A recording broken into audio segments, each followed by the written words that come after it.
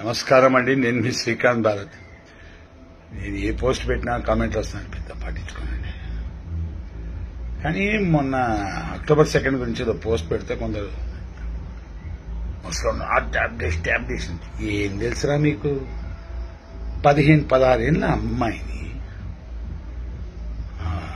పేరు చెప్తా, ఒక 15-16 ఏళ్ళ అమ్మాయిని పక్కన నగ్నంగా పడుకోబెట్టి ఈ నిగ్రహంగా ఉన్నా లేదా చూసుకున్నాడు. అలాంటి ఎంతో మందిని లైంగికంగా వేధించిన వాడు మహాత్ముడా? ఆత్ముడు. స్వాతంత్రం వాడు తెచ్చాడింది బొక్క. సుభాష్ చంద్రబోస్, భగత్ సింగ్ ఏంటో లక్షల మంది తెచ్చారు. వాళ్ళు పరమాత్ములు. ఈడు పీడోఫైల్. ఇంకో విషయం, జాతిపితన భరతమాత అనే వ్యక్తులమయ్యా మేము. జాతిపిత సింపుల్ స్టేట్మెంట్ వినండి. If Mohan Das Karamchand Gandhi is the father of my nation, then I'm a bastard citizen. Jai Hind. నేర్చుకోండి idiots.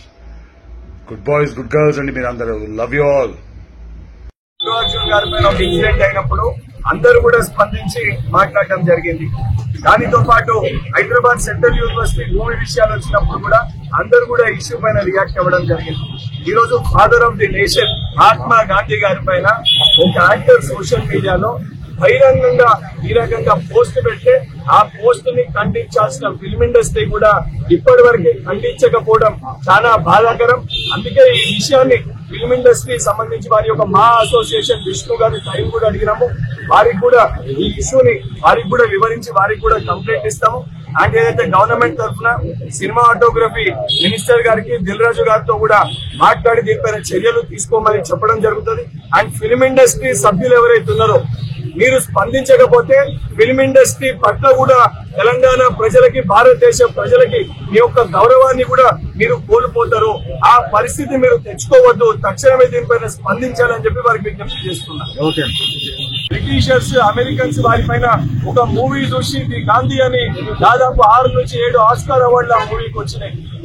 ప్రపంచ వ్యాప్తంగా గాంధీ గారి యొక్క సిద్ధాంతాన్ని ఈ రోజు అందరూ గౌరవిస్తుంటే ఫ్రీడమ్ ఆఫ్ స్పీచ్ పేరుట ఈరోజు సావర్కర్ గారి వారసులమని చెప్పుకుంటూ కొంతమంది గాడ్సే సావర్కర్, ఎవరైతే సావర్కర్ గారు స్వాతంత్ర సమయంలో ఆంగ్లేయుల ఒక అనుసంధానంలో పనిచేసి వారి దగ్గర జీతం తీసుకున్న ఒక వ్యక్తి స్వాతంత్రం రాకూడదని చెప్పి అడ్డుపడిన వ్యక్తిని ఈ రోజు వారి యొక్క వారసులమని చెప్పి కొంతమంది వ్యక్తులు ఫ్రీడమ్ ఆఫ్ స్పీచ్ పేరుట ఇటువంటి వ్యాఖ్యలను మాట్లాడుతారు.